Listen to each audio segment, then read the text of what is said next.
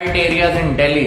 आइए जानते हैं आज के इस वीडियो में इस बारे में गहराई से। और मनीष अग्रवाल संबौली गांव से आए थे, यूपी रोडवेज में कंडक्टर की नौकरी करते थे, अमिताभ बच्चन की मिमिक्री करते थे। तो लोगों ने कहा कि तुम्हें तो फिल्मों में जाना चाहिए, तुम तो एक्टर बन जाओ यार, ऐसे ऐसे कहते थे लोग उनके बारे में। उनका भी एक्टर बनने का सपना था। एक दोस्त ने उन्हें फिल्म ऑफर कर दी और उन्हें फिल्म में लीड रोल मिला। दर्शकों, जब वो वीडियो यूट्यूब पर रिलीज हुई तो 1 मिलियन से भी ज्यादा व्यूज मिल गए। 2012 में ये फिल्म रिलीज हुई थी हॉट आशिक के नाम से। 2013 तक मनीष अग्रवाल हॉट फिल्म्स का अमिताभ बच्चन कहा जाने लगा।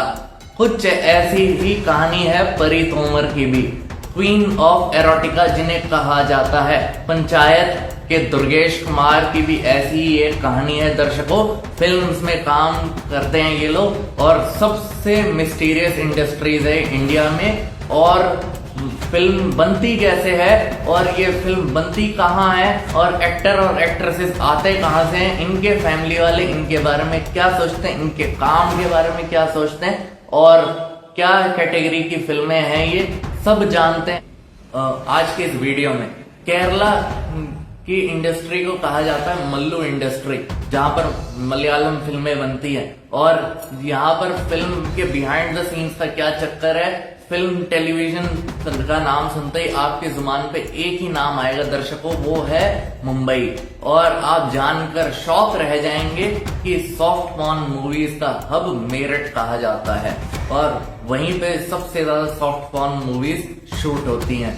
और उल्लू, हॉटशॉट जैसे एप्स का नाम तो आप सभी ने सुना ही होगा और जरूर सुना होगा। और B grade films mostly Meerut में ही शूट होती हैं और इन फिल्म्स को छोटे छोटे रूम्स और अपार्टमेंट से नॉर्मल जगह पर शूट किया जाता है। और एक एपिसोड का बजट सिर्फ हद से 2 लाख रुपए तक पहुंचता है, हद से हद। और DSLR कैमरा से ये शूट होने वाली सब फिल्में हैं और सबकी सेम ही स्टोरी लाइन होती है। और जिनकी स्टोरी लाइन पे ध्यान अगर आप देंगे तो आपको पता चलेगा मोस्टली स्टोरी में रामू काका, मालकिन और डिलीवरी बॉय, हस्बैंड का दोस्त, देवर भाभी, इन्हीं सब कैटेगरी की फिल्में बनती हैं दर्शकों। और मोस्टली टियर 2 टियर 3 टाउन से लोग आते हैं, एक्टर एक्ट्रेसेस इधर काम करने के लिए। उनका सपना होता है कि वो मुंबई जाएंगे तो उन्हें जरूर कोई ना कोई डायरेक्टर पकड़ ही लेगा। और यहाँ पर बड़ी गर्व करने वाली बात होगी कि कोई ना कोई तो फिल्म्स में उन्हें नोटिस कर ही लेगा और मूवी में रोल दे देगा। और ये जर्नी इतनी आसान नहीं होती दर्शकों, बिल्कुल रियलिटी उससे उल्टी है। और मध्य प्रदेश की परी तोमर 2012 में ही मुंबई आ गई थी इसी सपने से। और RK फिल्म मीडिया इंस्टीट्यूट से उन्होंने एक्टिंग सीखी और ऑडिशन भी देने लग गई। भोजपुरी इंडस्ट्री में गाने भी उन्होंने गाए और कई सारे आइटम सॉन्ग्स भी गाए और डिविजनल सॉन्ग्स भी उन्होंने गाए थे। और बिहार में वो एक सेंसेशन बन गई थी। और एक छठ पूजा में तो एक डीजे वाले ने सिर्फ उन्हीं के ही गाने बजाए दर्शकों। 2014 से उनके पास एक डायरेक्टर का कॉल आता है और उन्होंने कहा कि तुम्हारे लिए एक रोल है, क्या तुम करोगी, बस थोड़ा सा तुम्हें अपने आप को एक्सपोज करना होगा। तो परी तोमर ने कहा ठीक है, मैं ये कर लूंगी, मेरे को कोई आपत्ति नहीं है, कोई प्रॉब्लम नहीं है इस चीज में। उनका क्वीन ऑफ एरोटिका का सफर अब शुरू हो चुका है। 1000 से भी ज्यादा बी ग्रेड फिल्में वो शूट कर चुकी थी दर्शकों। 2014 से 2016 के बीच कैश नहीं तो ऐश नहीं, डीमोनेटाइजेशन 12 करोड़ व्यूज वो पा गई। और 2014 से 2016 तक उन्होंने कई फिल्में करी। और पुराना नोट जिसमें वो एक्सचेंज कराती हैं और गंदी हरकत तक पहुंच जाती हैं। और ये हर एक फिल्म के 10 से 15 हजार रुपए दिन के चार्ज करती थी। और परी तोमर ने यह भी बताया कि उनके काम से उनके पर्सनल लाइफ को कोई इम्पैक्ट नहीं पड़ता। और उनके होम टाउन में एक स्कूल का जो रेनोवेशन होना था उसमें इनॉग्रेशन में उन्हें एज ए चीफ गेस्ट भी बुलाया गया था। 2016 में उन्होंने अपनी लास्ट एरोटिका मूवी शूट करी और फिर इसके बाद से वो सिर्फ कॉमेडी मूवीज में ही आने लगी और खुद का प्रोडक्शन हाउस खोल लिया। और हैप्पी एंडिंग सबकी नहीं होती, सारे एक्टर्स की हैप्पी एंडिंग नहीं होती, मैं आपको फिर बता रहा हूँ। और दिल्ली थिएटर में एक काम करने वाले क्राइम शोज में रजत कुमार थे। छोटे मोटे रोल उन्हें मिल जाते थे। 2015 में उनकी मीटिंग हुई एक कास्टिंग डायरेक्टर साथ, और अतुल शर्मा उनका नाम था। एक कास्टिंग डायरेक्टर ने उनसे पूछा कि तुम डिफरेंट काइंड ऑफ रोल कर लोगे, तो रजत ने पूछा व्हाट काइंड ऑफ रोल, तो उन्होंने कहा कि शर्ट उतारनी पड़ेगी, लड़की को किस करना पड़ेगा। ये ऑफर सुनते ही रजत के मन में लड्डू फूटने लगे भाई साहब कि भाई काम का काम, मजा का मजा और पैसे के पैसे। ठीक है, उन्होंने हाँ कर दिया। फिर वो अलग अलग लड़कियों के साथ अपने आप को इमेजिन करने लगे, लेकिन इसका अंजाम अंत में क्या होगा वो इस चीज से बेखबर थे। ईस्ट दिल्ली के अपार्टमेंट में वो गए तो वहां पर वो हैरान हो गए। उनकी एक्टिंग टैलेंट से किसी को कुछ धेला लेना देना नहीं था। ये एक्टर्स अपने आप को ज्यादा से ज्यादा एक्सपोज करें, और ये फिल्म्स इंटरनेट क्रोम पे भी अपलोड हुई तो उन्हें कोई प्रॉब्लम नहीं होगी। उनसे एक एग्रीमेंट भी साइन करवाया गया, और उन्हें बताया कि इतनी ज्यादा परेशान हो गए थे कि घर से बाहर निकलना उनका दूभर हो गया था बाद में, क्योंकि लोग उन्हें पहचानने लगे थे। और फैमिली फंक्शंस भी वो अटेंड नहीं कर पा रहे थे। मेट्रो की जगह उन्होंने ऑटो लेना शुरू कर दिया, सिर्फ इस डर से कि लोग उन्हें पहचान न ले। ऑडियंस ने उनकी फिल्में देख रखी थी, दर्शकों, और फिर भी रजत उन फिल्म्स में काम करते रहे क्योंकि पैसे भी अच्छे खासे मिल रहे थे। उनके घर में पैसे की तंगी थी, और जो क्राइम शोज में उन्हें छोटे मोटे रोल मिलते थे वो भी मिलना बंद हो गए। कि कास्टिंग डायरेक्टर ने उनको बोला कि लोग पहचानने लगे तुम्हें, तो हम तुम्हें क्राइम शोज में भी रोल नहीं दे सकते। और लड़कों का सनी लियोन भी चिढ़ाने लग गए उनके दोस्त उन्हें, और फैमिली की बड़ी बदनामी होगी। उनके बड़े भाई ने उन्हें पहले ही वार्निंग दे दी थी, और उसके बाद भी वो वार्निंग देते रहे, लेकिन उन्होंने सुनी नहीं। और यूट्यूब पे नहीं मिलेगा अगर आप इनका कंटेंट सर्च करोगे। मुझे पता है ज्यादा से ज्यादा लोगों ने सर्च कर लिया होगा, लेकिन नहीं मिला होगा। 2014 के आसपास यूट्यूब की पॉलिसी चेंज हो गई। 500 से भी ज्यादा चैनल जो एक्टिव थे, हजारों में कंटेंट अवेलेबल थे, लेकिन अब नहीं है। मनीष और परी तोमर जैसे स्टार्स इसमें काम कर रहे थे। यूट्यूब मॉडर्नाइज हो गया, और ऐसे चैनल 2017-18 में बैन हो गए थे, और इन एक्टर्स को भी काम मिलना बंद हो गया था। लेकिन ऐसा नहीं है कि ये इंडस्ट्री बंद हो गई।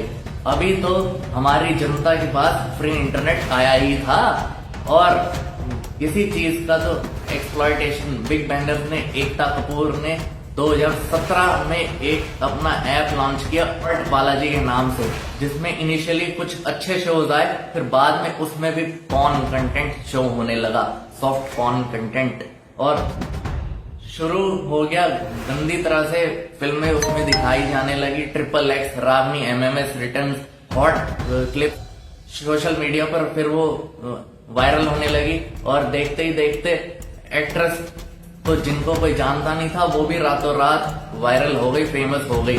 और अन्वेषी जैन जैसी गंदी बात पे उनकी कास्ट वो भी काफी वायरल हो गई, और हॉट शॉट उल्लू जैसी ऐप से इन्हें प्रमोट कर रही थी, ज्यादा सपोर्ट कर रही थी इन एक्ट्रेस को। और जितना ज्यादा ये कपड़े उतारेंगे उतना ज्यादा इन्हें पैसा मिलेगा, चाहे फुल न्यूडिटी हो चाहे आधी न्यूडिटी हो। एरोटिका से आगे बढ़ के फिर पॉर्न वीडियोस अपलोड होना शुरू हो गई दर्शकों, और इसकी सब्सक्रिप्शन भी काफी सस्ती थी, और सब्सक्रिप्शन सिर्फ 30 से 40 रुपए थी। जहां पे यहाँ देखिए दूसरी एप्स नेटफ्लिक्स जैसे आप देखें तो 600-700 रुपए है, लेकिन यहाँ पर देखिए सिर्फ 30 से 40 रुपए। आप याद करो सीक्रेट गेम्स, मिर्जापुर जैसे अच्छे शोज में भी न्यूडिटी काफी कॉमन हो गई थी। बाद में 2018 में गवर्नमेंट ने इन वेबसाइट्स को बैन कर दिया था, और जब तक बैन नहीं किया था दर्शकों, थर्ड लार्जेस्ट पॉर्न कंज्यूमर बन गया था इंडिया, और पॉर्न की काफी डिमांड हो गई थी इंडिया में। काफी सस्ती होती है एप्स की मंथली सब्सक्रिप्शन, हद से हद कई बार तो 30 से 40 रुपए में भी मिल जाती। लॉकडाउन में लोग फ्री थे, और इन एप्स के लिए ब्लेसिंग बन के आ गया। 30 से 40 रुपए बस सब्सक्रिप्शन, अगर आप सोच सकते हो क्या ऐसी बात। और उल्लू जैसी सब्सक्रिप्शन की 250% की ग्रोथ हो गई, फिर बाद में उसकी सब्सक्रिप्शन बढ़ गई बाद में, और फिर इसका जो है टर्नओवर 100 करोड़ तक पहुंच गया दर्शकों। इस टाइम पर टिकटॉक पे इंडिया में बैन हो गया था। ये बात बड़ी अच्छी लगी फिर पॉर्न कंज्यूमर्स को, और जो पॉर्न की जो कंपनीज होती हैं और राज कुंद्रा भी एक कंपनी चलाते थे, उन्हें भी एक बिजनेस अपॉर्चुनिटी नजर आई इसमें। बॉलीवुड सेलिब्रिटीज इसमें काम करते थे और बॉलीवुड सेलिब्रिटीज भी अपनी एप्स को डेवलप करवाते थे, अपनी एप्स बनवाते थे और फोटोज और वीडियोस कई एक्टर और एक्ट्रेसेस अपनी सेल करते थे और लोगों को दिखाते थे फिर उनकी कंपनी से नॉर्मल क्रिएटर्स ने भी एप्स बनवानी शुरू कर दी थी और ये एप्स फिर बाद में पेड हो गई। लेकिन राज कुंद्रा की ऐप के साथ कई सारी एप्स जो है वो कम्पीट कर रही थी, इसलिए राज कुंद्रा की ऐप को आगे बढ़ने में काफी दिक्कत हो रही थी और उन्होंने खुद की ऐप अपनी लॉन्च करी एक हॉटशॉट के नाम से।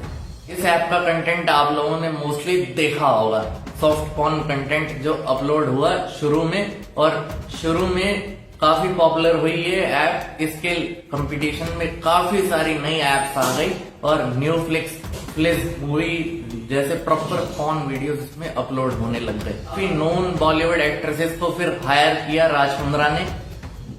दूसरी लड़कियों की वीडियोस देखने से ज्यादा फिर राज कुंद्रा की ऐप पे ज्यादा से ज्यादा ऑडियंस आने लग गई और फिर बिजनेस मॉडल यहाँ पर नजर आया राज कुंद्रा को। टिकटॉक बैन हो चुका था तो लाइव स्ट्रीमिंग खूब करी गई थी फिर इसमें, और सिर्फ आधा घंटा लाइव स्ट्रीम करने के खूब सारे पैसे मिल जाते थे। लोगों को जरूरत थी स्टार अपील की और सोशल मीडिया के कई इन्फ्लुएंसर्स को कांटेक्ट करने शुरू कर दिया। अब इन लोगों ने सारे क्रिएटर्स ने अपनी ऐप पर ले आए, जितने ज्यादा कपड़े वो उतारेंगे उतने ज्यादा उन्हें पैसे मिलेंगे दर्शकों, ऐसा था। और कुछ क्रिएटर्स ने तो दिन के लाखों रुपए कमाने शुरू कर दिए थे और जो देखने वाले लोग थे वो डायरेक्टली क्रिएटर को ही पेमेंट कर देते थे, इससे कुछ कमीशन कंपनीज के पास भी चला जाता था और ये ऐप ज्यादा टाइम तक नहीं टिक पाई। राज कुंद्रा को भी अरेस्ट कर लिया गया और किसी केस में, और उन्होंने बड़े बड़े एक्ट्रेसेस का नाम लिया और फिर ये ऐप बंद हो चुकी थी और 3 लाख रुपए तक मिलते थे हॉटशॉट ऐप में काम करने के लिए एक्ट्रेस को, और दूसरी ऐप्स पर जा चुके थे फिर इनके जो कंटेंट कंज्यूमर थे और जो आर्टिस्ट थे, और फिर इनका कंटेंट सोशल मीडिया पे भी खूब सर्कुलेट होता है, आज भी होता है। और ये वेबसाइट ज्यादा पॉपुलर है, लेकिन इसका रीजन पता है क्या है? मलयालम बोलने वाली मल्लू इंडस्ट्री, शॉर्ट फॉर्म में मल्लू बोलते हैं मलयालम को, और केरला में उसका कनेक्शन है पॉर्न से। और 90 के दशक में इस इंडस्ट्री का डाउनफॉल आ गया था, बड़े बड़े एक्ट्रेस और सुपरस्टार की फिल्म फ्लॉप हो गई थी, फिर उन्होंने इस चीज का इस्तेमाल किया फिर अपने व्यूज को बढ़ाने के लिए और सॉफ्ट पॉर्न मूवीज भी अपलोड करनी शुरू कर दी। ये आइडिया आया, काफी लो बजट मूवीज भी थी और इसकी डिमांड भी बहुत ज्यादा थी, इसलिए केरला में ऐसी बहुत सी मूवीज बनी और घुमा फिरा की यही 10-15 एक्ट्रेसेस ही काम करती थी, और जिनमें से एक एक्ट्रेस शकीला है। और शकीला की फिल्म्स इतनी फेमस हो गई कि इनकी फिल्म्स को ही शकीला फिल्म्स कहा गया। ये 1.5 लाख रुपीज चार्ज करती थी एक दिन के। 2000 तक शकीला को केरला में इतनी पॉपुलर हो गई कि सॉफ्ट पॉर्न मूवीज को ही शकीला फिल्म्स कहा गया। अब वो बी ग्रेड मूवीज में काम नहीं करती, उन्होंने फैसला ले लिया और 2013 के आसपास उन्होंने अपनी खुद की ऑटोबायोग्राफी लिखी दर्शकों, और एक कांग्रेस पार्टी ज्वाइन कर ली 2021 में। और ये फिल्म इंडस्ट्री का आज भी ऐसे ऐसे राज हैं जो लोगों को नहीं पता, और सॉफ्ट पॉर्न इंडस्ट्रीज में काम करने वाले एक्टर्स के लिए कहा जाता है कि इनके लिए बहुत बड़ा खतरा है, लेकिन ये अपनी मर्जी से काम करते हैं इसमें, और इनके साथ क्या क्या एक्सप्लॉयटेशन होता है ये आज भी लोगों को नहीं पता, लोग इससे बेखबर हैं और कई बार तो लोगों की जानें भी चली जाती हैं इसमें। और मैं चाहता हूं कि ये वीडियो ज्यादा से ज्यादा लोगों तक पहुंचे और लोग इस चीज का शिकार ना हो और हमारा देश स्वच्छ बने, अंदर से भी बाहर से भी, और अपना फ्यूचर ना स्पॉइल करें। और वीडियो पसंद आई है तो वीडियो लाइक कीजिए, शेयर कीजिए, सब्सक्राइब कीजिए। धन्यवाद, मिलते अगले वीडियो में। जय हिंद, वंदे मातरम।